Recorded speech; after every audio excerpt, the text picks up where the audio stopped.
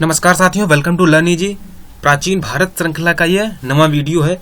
इसके पहले के वीडियो में हमने सिंधु घाटी सभ्यता के जो महत्वपूर्ण स्थल हैं उनकी चर्चा की थी, और आज के इस वीडियो में हम सिंधु घाटी सभ्यता की कुछ मुख्य विशेषताएं, जैसे वहाँ के जो भवन मिले हैं और वहाँ की जो लिपि है, वहाँ की धार्मिक आर्थिक स्थिति, वहाँ की वाणिज्यिक स्थिति और कैसे इसका पतन हुआ, आज के इस वीडियो में हम इसकी जानकारी देंगे।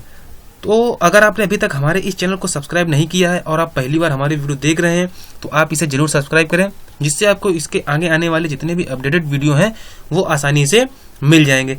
इसके अलावा हमारा एक और माध्यम है, फेसबुक पे आप हमारे लर्न इजी ग्रुप को ज्वाइन करके वहाँ से हमारे सभी वीडियो आसानी से प्राप्त कर सकते हैं। तो फेसबुक पे हमारा लर्न इजी ग्रुप ज्वाइन करें और हमारे सभी वीडियो आसानी से प्राप्त करें। तो आइए शुरू करते हैं आज का टॉपिक। इसमें सबसे पहले हम बात करेंगे मोहनजोदड़ो से जो महत्वपूर्ण इमारतें प्राप्त हुई हैं। जो भी मोहनजोदड़ो से महत्वपूर्ण इमारतें प्राप्त हुई हैं उनके बारे में विस्तार से जानकारी हम प्राप्त करते हैं। इसमें सबसे पहली जो इमारत है वो है वृहत स्नानागार। जो मोहनजोदड़ो से स्नानागार प्राप्त हुआ है, वृहत स्नानागार, वो जो है इस सभ्यता का सबसे उल्लेखनीय स्मारक है। जो मोहनजोदड़ो में जो स्नानागार प्राप्त हुआ है वह इस सभ्यता का सबसे उल्लेखनीय स्मारक कहा जाता है। ये जो स्नान कुंड है, इसमें प्रवेश करने के लिए दक्षिणी और उत्तरी सिरों पर 2.43 मीटर चौड़ी सीढ़ियां बनाई गई हैं। इसमें जो प्रवेश करने के लिए, क्योंकि ये बहुत ही बड़ा स्नानागार है, इस वजह से इसमें प्रवेश करने के लिए इसके दक्षिणी और उत्तरी सिरों पर इसकी जो सीढ़ियां बनाई गई हैं, यहाँ पर ध्यान रखने वाली चीज ये है कि इसकी सीढ़ियां किस दिशा में बनी हुई हैं। जो इसकी सीढ़ियां हैं वह दक्षिणी और उत्तरी सिरों पर बनाई गई हैं, जिनकी चौड़ाई 2.43 मीटर है। इतना इसमें इंपॉर्टेंट है। उसके बाद इसकी जो फर्श है, जो स्नान कुंड है, इस स्नान कुंड की फर्श को पक्की ईंटों से बनाया गया है। इस स्नान कुंड की जो फर्श है उसको पक्की ईंटों से बनाया गया है। अब इसका यूज क्या था? तो जो इतिहासकार मैके हैं, इतिहासकार मैके के अनुसार इस स्नानागार का उपयोग धार्मिक अवसरों पर जनता के द्वारा स्नान में किया जाता था। इतिहासकार मैके ने क्या अनुमान लगाया है कि ये जो इतना बड़ा स्नानागार मिला है, इसका जो उपयोग था वो धार्मिक अवसरों पर जनता के द्वारा स्नान में किया जाता था। मार्शल, जो कि जिनको जॉन मार्शल कहते हैं, जिन्होंने हड़प्पा सभ्यता की खुदाई करवाई थी, जो निर्देशन, इनके निर्देशन में ही हड़प्पा की खुदाई हुई थी, इन्होंने इसे तत्कालीन विश्व का एक आश्चर्यजनक निर्माण बताया। इन्होंने जो मार्शल हैं, इन्होंने इस स्नानागार को तत्कालीन विश्व, उस समय के जो विश्व था, उसका एक आश्चर्यजनक निर्माण बताया। उसके बाद अगली इमारत अन्नागार, जहां पर अन्न रखा जाता था, अन्न मतलब अनाज, तो एक अन्नागार मिला है। स्नानागार के पश्चिम में स्थित अन्नागार, थोड़ा सा यहाँ पर बताना चाहेंगे, जो अन्नागार था वो स्थित कहाँ था? अन्नागार स्नानागार के पश्चिम में स्थित था। जो हायर लेवल के एग्जाम है वहां पर ये क्वेश्चन इंपॉर्टेंट हो जाता है कि अन्नागार की स्थिति क्या थी। जो अन्नागार था उसकी स्थिति स्नानागार के पश्चिम में थी, और संभवतः ऐसा कहा जाता है कि यह मोहनजोदड़ो की सबसे बड़ी इमारत थी। मोहनजोदड़ो की सबसे बड़ी इमारत अन्नागार थी और यह स्नानागार के पश्चिम में स्थित थी। यह संपूर्ण हड़प्पा संस्कृति में निर्मित पक्की ईंटों की विशालतम रचना है। जो हमारी संपूर्ण हड़प्पा संस्कृति है, उस पूरी संस्कृति में पक्की ईंटों की निर्मित यह सबसे बड़ी संरचना है। जैसा कि हम जानते हैं कि हड़प्पा संस्कृति में जो घर बनाए जाते थे वो कच्ची ईंटों बनाए जाते थे, जबकि नाली और कुओं में पक्की ईंटों का यूज होता था। तो पक्की ईंटों से जो निर्मित संरचना है वो सबसे बड़ी संरचना अन्नागार ही है, और ये पूरी हड़प्पा संस्कृति में ऐसी एक सिंगल इमारत है जो सबसे बड़ी है और पक्की ईंटों से बनाई गई है। इसकी विशेषता क्या थी अन्नागार की? यहाँ पर हवा के संचरण की व्यवस्था थी। हवा के आने जाने की बहुत ही सुचारू रूप से व्यवस्था यहाँ पर की गई थी। इसमें हवा के संचरण की व्यवस्था थी। व्हीलर ने इसे अन्नागार कहा तथा कुछ इतिहासकारों ने इसे राजकीय भंडार गृह भी कहा। तो जो व्हीलर थे, व्हीलर एक इतिहासकार, इन्होंने इसे अन्नागार कहा, अन्नागार को अन्नागार कहा, जबकि कुछ इतिहासकारों ने इसे राजकीय भंडार गृह कहा। राजकीय भंडार गृह इसलिए कहा गया क्योंकि पूरे राज्य में जो भी अनाज उत्पन्न होता था वो यहाँ पर स्टोर किया जाता है, इस वजह से इसे राजकीय भंडार गृह भी कहा जाता है। अगला है सभा भवन। जो दुर्ग था, जैसा कि बताया हड़प्पा में 2 दुर्ग थे, टीले थे, तो उसमें जो दुर्ग वाला इलाका था, दुर्ग के दक्षिण में एक वर्गाकार विशाल सभा भवन के अवशेष मिले हैं। तो जो दुर्ग था उसके दक्षिण में एक विशाल वर्गाकार सभा भवन के भी अवशेष मिले हैं। इस सभा भवन का उपयोग कहाँ होता था? इस सभा भवन का उपयोग संभवतः धार्मिक सभाओं के लिए किया जाता था। जो भी धार्मिक सभाएं होती थी उनको ऑर्गेनाइज कराने के लिए सभा भवन का यूज किया जाता था। उसके अलावा बंदरगाह, जैसा कि हम जानते हैं व्यापार के लिए लोथल जो है एक महत्वपूर्ण था, तो उसका वर्णन यहाँ पे किया गया है। बंदरगाहों में बंदरगाह लोथल की महत्वपूर्ण उपलब्धियों में से एक है, क्योंकि बंदरगाह जो है लोथल में ही पाया गया था, उसके अवशेष लोथल में ही मिले थे। इस बंदरगाह पर मिस्र तथा मेसोपोटामिया के जहाज आते थे। ये जो बंदरगाह लोथल में मिला है, इस बंदरगाह में कहां से आते थे लोग? यहाँ से मिस्र तथा मेसोपोटामिया के जहाज आते थे। और इसका अनुमान कहां से लगाया गया है? क्योंकि यहाँ से फारस की मोहरें मिली थी और अन्य विदेशी जो है कुछ बर्तन या कुछ सामान मिले थे, जिससे पता लगता है कि यहाँ पर विदेशियों का आवागमन था। इसकी चर्चा हमने इसके पहले की वीडियो में की थी। इसके बाद आता है हड़प्पा की लिपि। हड़प्पा की लिपि आखिर कैसी थी, आइए इसकी जानकारी लेते हैं। हड़प्पा की लिपि, इस लिपि का सर्वाधिक पुराना नमूना 1853 ईस्वी में मिला था। जो हड़प्पा की लिपि है वह 1853 ईस्वी में सबसे पहले मिली थी, लेकिन यह लिपि 1923 ईस्वी में प्रकाश में आई। ये खोजी तो 1853 ईस्वी में गई, लेकिन यह लिपि 1923 ईस्वी में लोगों के सामने आई। यह लिपि जो थी वो चित्रात्मक थी, इसमें कोई अक्षर नहीं थे, जबकि ये चित्रों पर आधारित थी। चित्रों के द्वारा वहां पर जो बोलचाल थी वो चित्रों के द्वारा की जाती थी, ऐसा अनुमान लगाया जाता है, क्योंकि इस लिपि के सभी लेख हैं वो चित्रात्मक हैं। इस लिपि में लगभग 64 चिन्ह थे, क्योंकि ये चित्रात्मक थी तो इस लिपि में लगभग 64 चिन्ह थे। यहाँ पर इंपॉर्टेंट ये है कि छोटे छोटे एग्जाम जो हमारे ग्रुप डी और सी लेवल के एग्जाम हैं उसमें इससे क्वेश्चन बनते हैं। सबसे पहला क्वेश्चन बनता है कि हड़प्पा की लिपि को कब खोजा गया? तो सबसे पहले ही 1853 में खोजी गई, लेकिन यह प्रकाश में 1923 ईस्वी में आई। उसके बाद हड़प्पा की लिपि कैसी थी? तो हड़प्पा की लिपि चित्रात्मक थी। यहां से यह क्वेश्चन बनता है और पूछा भी गया है। उसके अलावा हड़प्पा की लिपि में लगभग कितने चिन्ह थे? हड़प्पा की लिपि में 64 चिन्ह थे, ऐसा अनुमान लगाया जाता है। यह लिपि अभी तक पढ़ी नहीं जा सकी है। जो हड़प्पा की लिपि है वो अभी तक पढ़ी नहीं जा सकी है। इस लिपि का सबसे जो बड़ा लेख मिला है, उस लेख में 17 चिन्ह मिले हैं। 17 चिन्हों का एक लेख मिला है, वह इस लिपि का अभी तक ज्ञात सबसे बड़ा लेख है। उसमें कितने चिन्ह हैं? 17 चिन्ह है, और ये लिपि अभी तक पढ़ी नहीं जा सकी है। ऐसा अनुमान लगाया जाता है कि यह लिपि दाहिने से बाईं ओर लिखी जाती थी। ये लिपि जो है वो दाहिने से बाईं की ओर लिखी जाती थी। हड़प्पा काल की मोहरें, अब बात करें मोहरों की, तो जो हड़प्पा काल की मोहरें थी वह बेलनाकार, वर्गाकार, आयताकार और वृत्ताकार सभी फॉर्म में मोहरें मिली हैं। जो हड़प्पा काल की मोहरें हैं वह किस किस पोजीशन या फॉर्म में मिली हैं? बेलनाकार, वर्गाकार, आयताकार और वृत्ताकार। मोहरों का निर्माण होता किससे था? मोहरों का निर्माण सेल खड़ी से होता था। सेल खड़ी नाम की एक धातु थी, उसके द्वारा मोहरों का निर्माण किया जाता था। मोहरों का निर्माण किससे होता था? मोहरों का निर्माण सेल खड़ी से होता था। अधिकतर मोहरों जो है वो सेल खड़ी से निर्मित की जाती थी। सर्वाधिक मोहरें जो मिली हैं उसमें एक सींग वाले सांड का चित्र मिला है।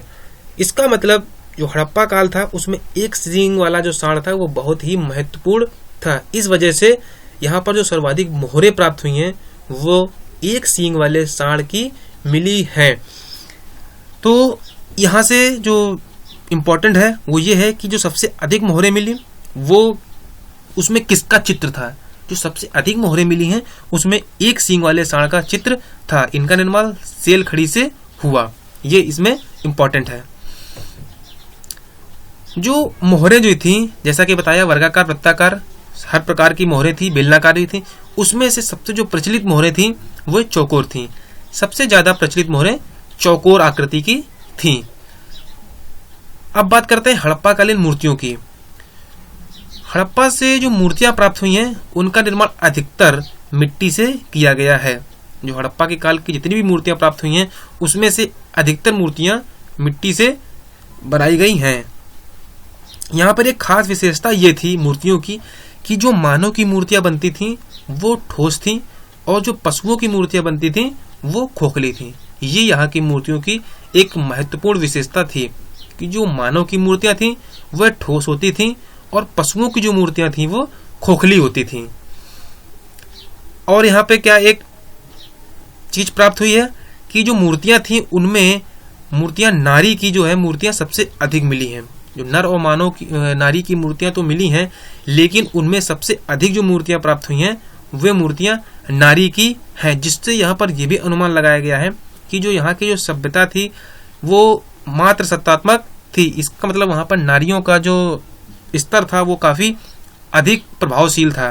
वहां पर नारियों की जो है स्थिति थी वो मजबूत थी, ऐसा अनुमान लगाया जाता है। क्योंकि यहाँ पर जो मूर्तियां मिली हैं सबसे अधिक वे मूर्तियां नारी की ही मिली हुई हैं। वैसे तो बताया कि यहाँ पर जो मूर्तियां मिली संभवतः सभी मिट्टी की मिली हैं, लेकिन उसके अलावा कुछ धातु की बनी मूर्तियां मोहनजोदड़ो, चन्हुदड़ो, लोथल और कालीबंगा से प्राप्त हुई हैं। सर्वाधिक मूर्तियां मिट्टी से, लेकिन कुछ धातु की भी बनी मूर्तियां हमें कहां से प्राप्त हुई हैं। ये स्थल हैं मोहनजोदड़ो, चन्हुदड़ो, लोथल और कालीबंगा। तो इन 4 स्थलों से हमें धातु की बनी मूर्तियां भी प्राप्त हुई हैं। उसके बाद बात करते हैं लोथल से। तो लोथल से एक तांबे की बैल की आकृति प्राप्त हुई है। लोथल से हमें क्या मिला है? एक तांबे का बैल की आकृति हमें प्राप्त हुई है। उसके अलावा कालीबंगा से एक सींग वाले सांड की मूर्तियां प्राप्त हुई है। तो यहाँ पर 2 जगह से हमें क्या क्या महत्वपूर्ण चीजें मिली। लोथल से एक बैल की आकृति मिली जो कि तांबे की निर्मित थी। तो तांबे का जो बैल प्राप्त हुआ है वो कहाँ से प्राप्त हुआ है? लोथल से। एग्जाम पर्पज से देखें अगर इसे, तो तांबे के बैल की आकृति कहाँ से मिली? लोथल से। और एक सींग वाला जो सांड है उसकी मूर्तियां कालीबंगा से प्राप्त हुई। मोहनजोदड़ो से एक 10 सेंटीमीटर की कांस्य की मूर्ति प्राप्त हुई है। कांस्य की मूर्ति हमें कहां से प्राप्त हुई? कांस्य की जो मूर्ति है वह मोहनजोदड़ो से प्राप्त हुई। इस मूर्ति की एक विशेषता ये थी कि इसके गले में, ये जो मूर्ति मिली है इसके गले में कंठहार मिला है, एक माला मिला, जिसको माला कहते हैं, वह मिला है कंठहार, गले में पहनने वाला एक हार मिला है। मोहनजोदड़ो से कांस्य की मूर्ति मिली जो कि 10 सेंटीमीटर की थी और इसके गले में एक माला या कंठहार, जो गले का हार बोलते हैं, वो प्राप्त हुआ है। अब आइए बात करते हैं मोहनजोदड़ो की आर्थिक स्थिति की। जो हड़प्पा सभ्यता है उसकी आर्थिक स्थिति कैसी थी, वहां के लोग कैसे व्यापार करते थे और क्या उनका जो जीविकोपार्जन था उसका क्या साधन था। सिंधु, क्योंकि ये सिंधु नदी के किनारे ही विकसित थी अधिकतर, तो सिंधु और उसकी जो सहायक नदियां थीं उनके द्वारा लाई गई उपजाऊ जलोढ़ मिट्टी कृषि हेतु महत्वपूर्ण मानी जाती थी।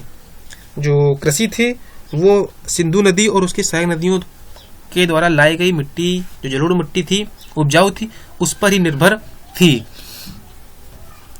इन जो उपजाऊ मैदान थे इनमें मुख्य रूप से गेहूं और जौ की खेती की जाती थी। जो सिंधु घाटी सभ्यता है उसमें अधिकतर गेहूं और जौ की खेती की जाती थी। उसके अलावा जो अन्य चीजें थी वो कहीं कहीं पर उनका उत्पादन होता था, लेकिन मुख्यतः यहाँ पर गेहूं और जौ की खेती की जाती थी। लोथल, लोथल से हमें चावल की खेती के प्रमाण मिले हैं। लोथल में क्या मिला है? चावल की खेती के प्रमाण मिले हैं, वहां पर चावल की खेती होती थी। उसके अलावा मटर, सरसों और तिल की खेती भी होती थी। हालांकि जैसा कि इसके पहले का वीडियो था उसमें बताया गया था कि चावल की खेती के जो साक्ष्य मिले हैं वो लोथल में ही मिले हैं। इससे अनुमान लगाते हैं कि लोथल में ही चावल की खेती की जाती थी। उसके अलावा मटर, सरसों और तिल की खेती भी की जाती थी। तो अगर बात आती है कि मुख्य रूप से क्या उगाया जाता था, तो मुख्य रूप से जो हड़प्पा सभ्यता थी उसके जो मुख्य फसल थी वो गेहूं और जौ थी। उसके अलावा चावल जो है वो लोथल में होता था और इसके अलावा मटर, सरसों, तिल की भी खेती की जाती थी। लोथल से ही हमें आटा पीसने की चक्की के 2 पार्ट मिले हैं। लोथल जो था, लोथल से आटा पीसने की चक्की के 2 पार्ट मिले हैं। 2 पट, जैसा कि आज के जमाने में जो चक्की यूज होती है घरों में, वैसे ही आटा पीसने की चक्की लोथल से प्राप्त हुई थी। इसके अलावा पेड़ों में कौन कौन से पेड़ उगाए जाते थे? हालांकि जंगलों में तो पेड़ होते ही थे, जो घरों के आसपास जो पेड़ों के साक्ष्य मिले हैं वो पीपल, खजूर, नीम, नींबू और केला के जो पेड़ हैं उनको उगाने के साक्ष्य मिले हैं। तो पेड़ों में कौन कौन से पेड़ उगाए जाते थे? पीपल, खजूर, नीम, नींबू तथा केला, इनके साक्ष्य जो है प्राप्त हुए हैं। उसके बाद बात करते हैं व्यापार और वाणिज्य की। कैसे वहां पर व्यापार होता था? हड़प्पा के लोग किन किन चीजों का व्यापार करते थे? हड़प्पा वासी पत्थर, शल्क, धातु आदि का व्यापार करते थे। हड़प्पा के लोग पत्थरों पे जो मूर्तियां बनती थीं या पत्थर जो मकान बनाने में इस्तेमाल होते थे, उसके अलावा धातु और शल्क आदि का व्यापार करते थे। इन सभी जो व्यापार थे, इनके लिए जो कच्चा माल था वो बाहरी देशों से मंगवाते थे। जो व्यापार करते थे ये लोग, तो उसके लिए जो कच्चे माल की आवश्यकता होती थी वो बाहरी देश से मंगवाते थे। और जो यहाँ पर तैयार होता था, जो कच्चे माल का जो तैयार माल बनाते थे, उनको बेचने के लिए भी वो बाहर देश का रुख करते थे। इसका मतलब जो व्यापार था वो विदेशों से भी होता था। वहां से भी जो कच्चा माल था वो आता था और यहाँ से तैयार माल जो है वो विदेशों में बेचने के लिए जाता था। जो व्यापार था उसमें धातु सिक्कों का प्रयोग नहीं करते थे। जो यहाँ की विशेषता थी, हड़प्पा की जो व्यापार की विशेषता थी वो ये थी कि यहाँ पर धातु सिक्कों का प्रयोग नहीं करते थे, जबकि इसके जगह पर वो वस्तु विनिमय प्रणाली का उपयोग करते थे। हड़प्पा सभ्यता में जो व्यापार का साधन था वो क्या था? जो हड़प्पा सभ्यता थी वहां पर व्यापार का साधन वस्तु विनिमय प्रणाली था। अपनी जरूरत का सामान ले करके उनको देना और उनसे अपनी जरूरत का सामान ले लेना। जो हमारे पास है वो दूसरों को दे दिया और जो दूसरों के पास है वो अपने अकॉर्डिंग हमने ले लिया। इस तरीके की वहां पर प्रणाली का यूज होता था, जिसे वस्तु विनिमय प्रणाली कहते थे। एक वस्तु के एवज में हम उन्हें दूसरी वस्तु देते थे। ऐसी प्रणाली वहां पर यूज की जाती थी। अब जो तौल की इकाई थी, जो तौल माप होती थी किसी भी अनाज की या किसी वस्तु की, वो 16 के अनुपात में थी। जैसे 16, 64, 128, इस तरह से जो है 16 के अनुपात में वहां पर जो तौल की इकाई थी वो 16 के अनुपात में थी। ये क्वेश्चन पूछा जाता है कि जो हड़प्पा सभ्यता थी वहां पर जो तौल की इकाई थी वो किस अनुपात में थी? तो ये जो इकाई थी वो 16 के अनुपात में थी। 16, 32, 64 और इसके आगे जो भी है इस तरीके का वहां पर तौल की जाती थी। ये तौल का पैमाना वहां पर यूज करते थे। उसके बाद जो व्यापार था उसमें कौन कौन सी चीजें बाहर से आती थी, कहां कहां से जो है सामान मंगाया जाता था? तो जो टिन था, धातुओं में जो टिन था वह अफगानिस्तान से मंगाया जाता था। जो हड़प्पा वासी थे वो टिन अफगानिस्तान से मंगाते थे। तांबा बलूचिस्तान से, टिन अफगानिस्तान से, तांबा बलूचिस्तान से। ये जो चार्ट है ये बहुत ही महत्वपूर्ण है। इससे क्वेश्चन पूछ देते हैं कि कौन सी चीज कहाँ से आयात की जाती थी। तो टिन का आयात अफगानिस्तान से, तांबे का आयात बलूचिस्तान से, चांदी ईरान और अफगानिस्तान से, सोना अफगानिस्तान तथा फारस से, सेल खड़ी जो मोहरों निर्माण में यूज होता था, इसका यूज मोहर के निर्माण में होता था, तो ये सेल खड़ी राजस्थान, गुजरात और बलूचिस्तान से मंगाया जाता था। सोना अफगानिस्तान और फारस, चांदी ईरान और अफगानिस्तान, सेल खड़ी राजस्थान, गुजरात और बलूचिस्तान। उसके अलावा शंख दक्षिण भारत से मंगाया जाता था। टिन अफगानिस्तान, तांबा बलूचिस्तान, चांदी ईरान अफगानिस्तान, सोना अफगानिस्तान फारस, सेल खड़ी राजस्थान, गुजरात और बलूचिस्तान। इसके अलावा शंख दक्षिण भारत से मंगाया जाता था। एक अन्य धातु है सीसा ईरान, अफगानिस्तान और राजस्थान से मंगाया जाता था। आगे बात करते हैं यहाँ के धार्मिक जीवन की। हड़प्पा का धार्मिक जीवन कैसा था? हड़प्पा संस्कृति में कहीं से भी मंदिर के अवशेष नहीं मिले हैं। पूरी हड़प्पा सभ्यता में किसी भी स्थल से, जितने भी स्थल खोजे गए हैं, वहां से कहीं भी मंदिर के अवशेष प्राप्त नहीं हुए हैं। हालांकि मूर्तियां प्राप्त हुई हैं, लेकिन मंदिर कहीं से प्राप्त नहीं हुए हैं। मोहनजोदड़ो हड़प्पा से बहुत अधिक मात्रा में मिट्टी की मूर्तियां मिली हैं, जैसा कि बताया गया है, इसके पहले बता चुके हैं कि मोहनजोदड़ो हड़प्पा में बहुत ही अधिक मात्रा में मूर्तियां मिली हैं, जिसमें मोहनजोदड़ो से कुछ कांस्य और धातु की मूर्तियां भी प्राप्त हुई हैं। ये जो मूर्तियां मिली हैं मिट्टी की थी, इनमें से एक स्त्री की मूर्ति में गर्भ से एक पौधा निकलता दिखाया गया है। एक मूर्ति मिली है, उसमें स्त्री की मूर्ति में एक गर्भ से पौधा निकलता दिखाई गया है। इससे यह अनुमान लगाया जाता है कि इस सभ्यता के लोग धरती को अन्न की देवी माना करते थे और उनकी पूजा करते थे।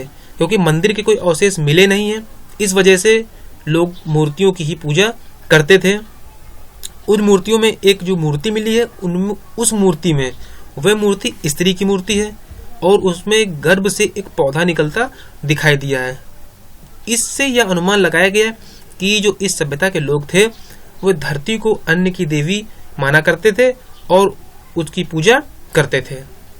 उसके अलावा वृक्ष पूजा के प्रमाण मोहनजोदड़ो से मिले हैं। वृक्ष पूजा के प्रमाण कहाँ से प्राप्त हुए हैं? वृक्ष पूजा के प्रमाण मोहनजोदड़ो से प्राप्त हुए हैं। मोहनजोदड़ो से वृक्ष पूजा के प्रमाण प्राप्त हुए हैं। उसके अलावा आज के भगवान शिव, जिनको हम आज भगवान शिव के नाम से जानते हैं, उनकी पूजा उस समय पशुपति के नाम से होती थी। पशुपति उस समय भगवान शिव को कहा जाता था। पशुओं में कुबड़ वाला सांड इस सभ्यता के लोगों के लिए विशेष पूजनीय था। जैसा कि पहले बताया गया कि जो मोहरें प्राप्त हुई हैं उसमें अधिकतर मोहरें कुबड़ वाले सांड, जो कि एक सींग वाला था, ये एक बहुत ही महत्वपूर्ण पशु था। तो यहाँ से जो मूर्तियां प्राप्त हुई हैं वो उसमें कुबड़ वाला सांड भी प्राप्त हुआ है। तो इससे ये अनुमान लगाते हैं कि कुबड़ वाला सांड इस सभ्यता के लोग के लिए पूजा के लिए यूज करते थे। कुबड़ वाले सांड को लोग पूजा करते थे। नाग पूजा के प्रमाण भी मिले हैं। ऐसे प्रमाण मिले हैं कि लोग नागों की पूजा करते थे।